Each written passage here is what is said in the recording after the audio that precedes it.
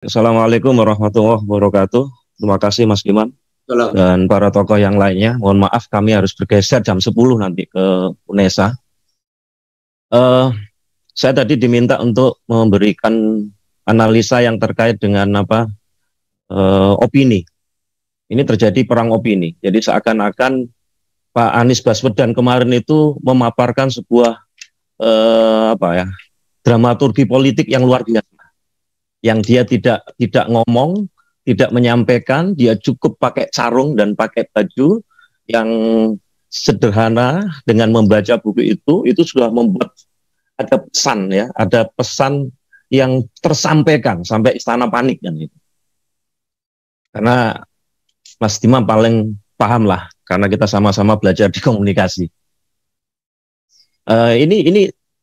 Ini dimanfaatkan betul untuk mulai mengajak bangsa ini menilai apa yang terjadi di Indonesia. Jadi seakan-akan gubernur Indonesia, maksud saya gubernur DKI Jakarta, itu kalau sebutannya Pak Cahyokumolo kan nyebut gubernur Indonesia. Itu ada pesan simbolik yang mau disampaikan oleh Mas Anies, ya, Gubernur Anies Baswedan, agar masyarakat Indonesia itu menilai apa yang sedang terjadi di Indonesia ini. Dan apa yang sedang berlangsung. Dan ini pesan komunikasinya begitu luar biasa, sehingga kemudian hari ini kita bicarakan. Buku itu 2018, 2019 teman-teman saya di Gramedia, buku ini bestseller.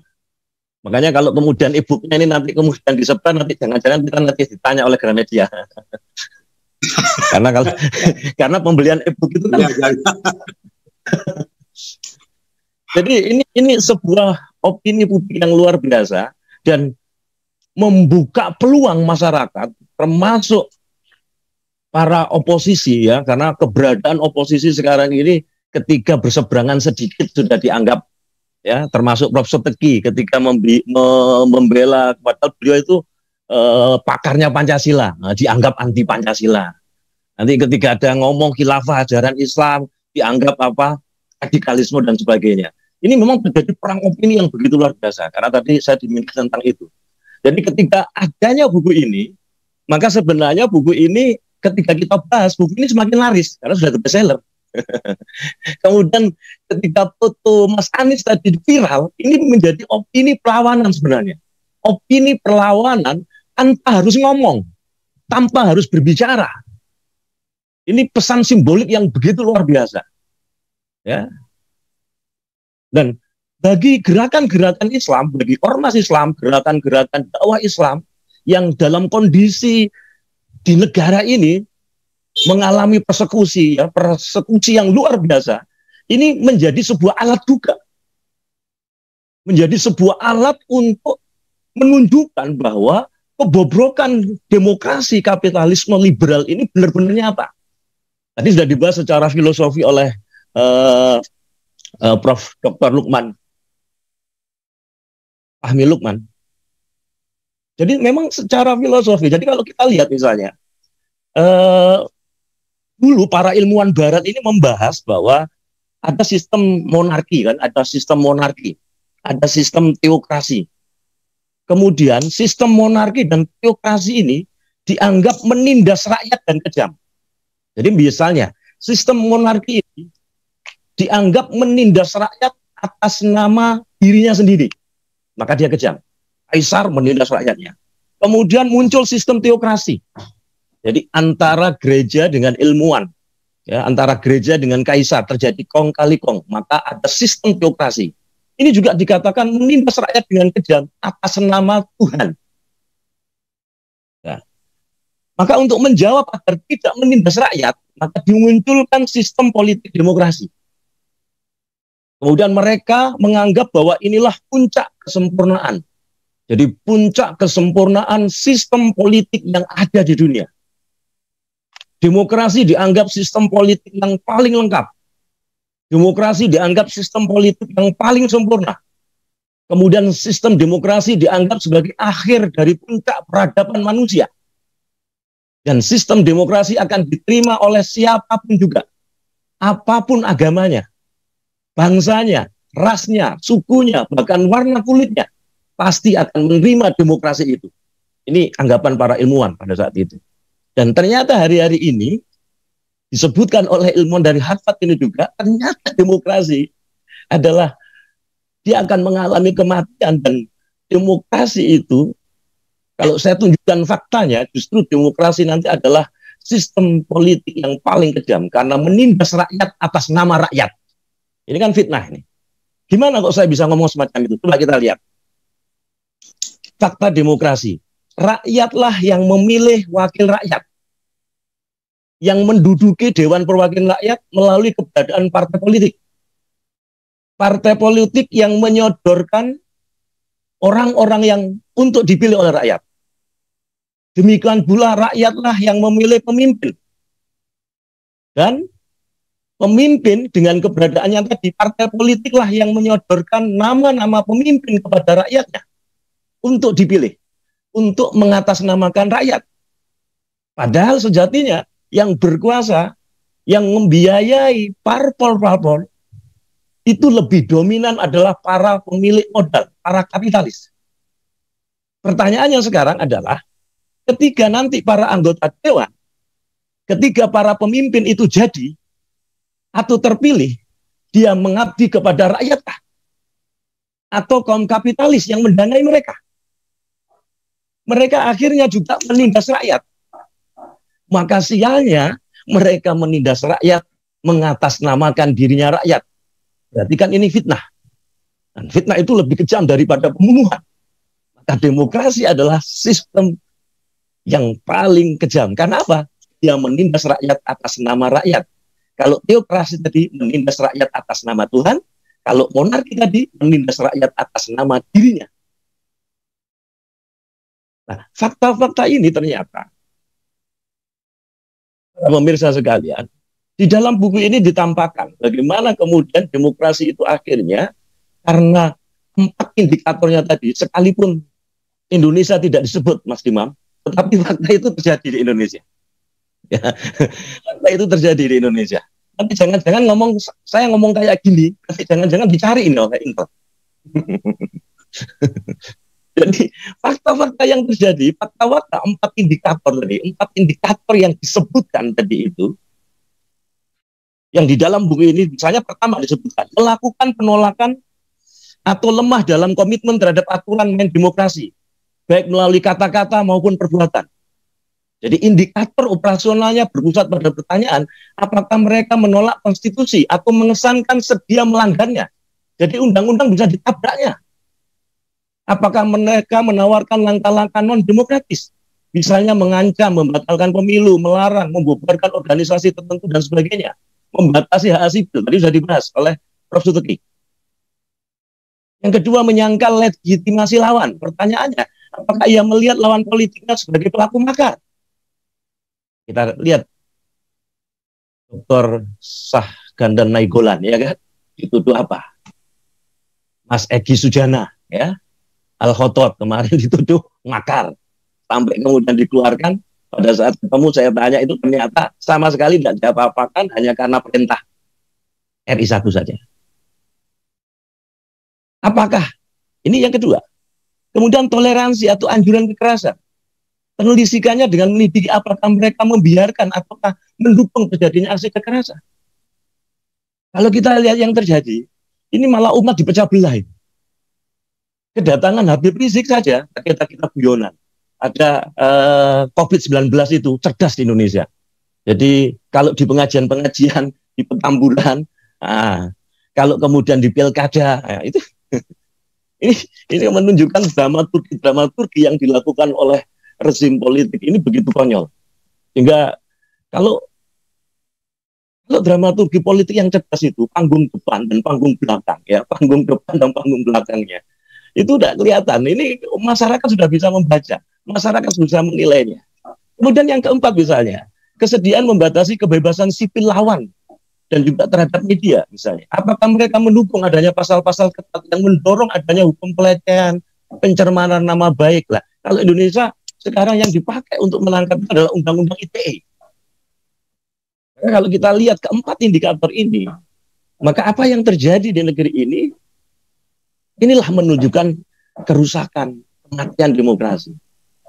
Maka seharusnya kita harus melirik sebuah sistem yang paripurna. Sistem yang paripurna itu adalah sistem yang berasal dari Allah Subhanahu wa taala. Yaitu bagaimana kemudian Islam menjelaskan tentang sistem pemerintahan. Maka bedanya dalam Islam, kalau di dalam Islam kedaulatan itu bukan di tangan rakyat. Kalau dalam demokrasi kedaulatan di tangan rakyat, dari, oleh, dan untuk rakyat. Berarti yang membuat hukum adalah manusia.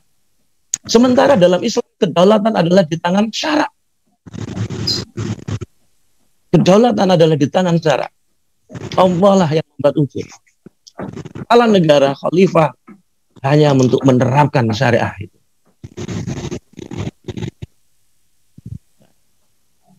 Yang kedua, di dalam Islam kemudian bukan kebenaran itu bukan suara terbanyak. Nah ini kan suara terbanyak. Di dalam Islam kebenaran itu adalah kalau terkait dengan halal atau haram maka dikembalikan kepada dalil. Dikembalikan pada kuatut dalil. Maka musyawarah dalam Islam itu hanya diperbolehkan kalau terkait dengan pelaksanaan teknis. Tapi kalau terkait dengan sesuatu yang butuh keahlian pun, itu bukan suara terbanyak. Tetapi dikembalikan pada orang yang ahli di bidangnya. Dan itu ditunjukkan oleh Rasulullah. Maka Rasulullah sering ketika menyampaikan sesuatu, para sahabat itu pertama, ya Rasul, apakah ini pendapatmu atau wahyu? Kalau Rasul mengatakan wahyu, sahabat mengatakan sami'na wa ata'na. Kalau Rasul ini mengatakan pendapat, silakan boleh pendapat. Maka ketika kalau terkait dengan keahlian tertentu, maka dalam Islam adalah orang yang ahli di bidangnya yang diambil, bukan suara terbanyak. Suara terbanyak, musyawarah dalam Islam dibolehkan mengambil suara terbanyak ketika dalam melaksanakan hal-hal yang teknis. Rasulullah pernah menyampaikan pada para sahabat, ketika mengatakan pada para sahabat, kita akan menyongsong musuh-musuh Islam di dalam kota atau di luar kota. Itu terkait dengan pelaksanaan teknis. Rasul tidak mengatakan apakah jihad itu wajib atau tidak. Karena jihad itu hukumnya wajib, maka itu tidak boleh dimusyawarahkan. Tapi bagaimana pelaksanaannya secara teknis itu boleh dimusyawarahkan. Ini beberapa hal yang mau saya sampaikan, kalau waktunya cukup. Pentingnya kita kemudian membangun kesadaran politik umat untuk kembali menyadari bahwa demokrasi ini memang bobrok. Persoalan di Indonesia bukan sekedar persoalan leadership, tetapi sistem yang rusak. Nah, bagaimana membangun kesadaran politik ini sekaligus menjelaskan kepada umat bagaimana sistem yang paripurna dengan jelas dan sharih. Maka dengan cara itulah kita akan membangun kesadaran politik umat yang begitu luar biasa. Saya pikir ini Mas Dimam Mabrur, saya mohon maaf, saya tidak bisa mengikuti sampai selesai. Kurang dan lebihnya saya mohon maaf. Wassalamualaikum warahmatullahi wabarakatuh. Assalamualaikum warahmatullahi wabarakatuh. Mas Fakih, tapi jangan pergi dulu sebentar Mas Fakih, karena sampai mau pergi itu tadi di tinjauan dari Mas Fakih soal komunikasi politik. Di poin nomor 4 tadi yang indikator yang Anda sebutkan itu kan ada yang menyangkut dengan media. Artinya curtailing civil liberties di situ, pemimpin yang otoriter itu termasuk terhadap media. Jadi saya mohon ada tinjauan sedikit mengenai media, Mas Fakih, dalam kaitan dengan demokrasi secara umum dan juga di Indonesia. Monggo. Jadi kita lihat misalnya di media mainstream tertentu, ya, saya tidak menyebut mereknya saja, ketika ada isu-isu yang luar biasa yang itu membahayakan kepentingan istana, itu kan kemudian ditekan, di-banned. Ya, misalnya TV nasional, ya, ada acara yang populer sekali, Mas Dimam, ya. Ketika ada isu-isu yang kemudian itu dibahas, tahu-tahu acara itu digagalkan. Ketika kemudian ada tayangan-tayangan YouTube yang sebenarnya memaparkan sejarah, ya, misalnya memaparkan sejarah Islam, bagaimana jejak khilafah, saya sebut jejak khilafah di Nusantara. Itu banyak para tokoh, banyak, ada ratusan ribu, itu sampai di-banned sampai kemudian putus-putus. Dan jujurnya, nah YouTube-nya ini jujur, Mas Dimam. Nah, YouTube-nya itu nyampaikan. Jadi asal ada tulisannya yang artinya itu atas permintaan legal dari pemerintah setempat. Nah, ini kan ada upaya-upaya yang apa ya, membatasi kebebasan sipil ya, dan juga terhadap media. Padahal undang-undang pers ya, kita sekarang bikin media online. Saya bersama Cak Amu itu bikin media online. Ini kan kita juga nggak usah ngurus siup kan. Ya, tetapi sekarang kita juga harus kemudian keberadaan itu harus melalui Dewan Pers. Nah, dari Dewan Pers itu kemudian nanti akan ada ujung-ujungnya tadi itu. Kemudian ada tekanan-tekanan dan mohon maaf ini akhirnya kembali lagi menjadi orang apa? Otoritarian tadi itu. Saya pikir ini Mas. Jadi ini kebetulan fakta-fakta yang hilang tadi. Saya lihat tayangan YouTube itu saya ikut itu. Itu kemudian sampai berkali-kali berubah-berubah sampai kemudian pindaling. Baik. Nah ini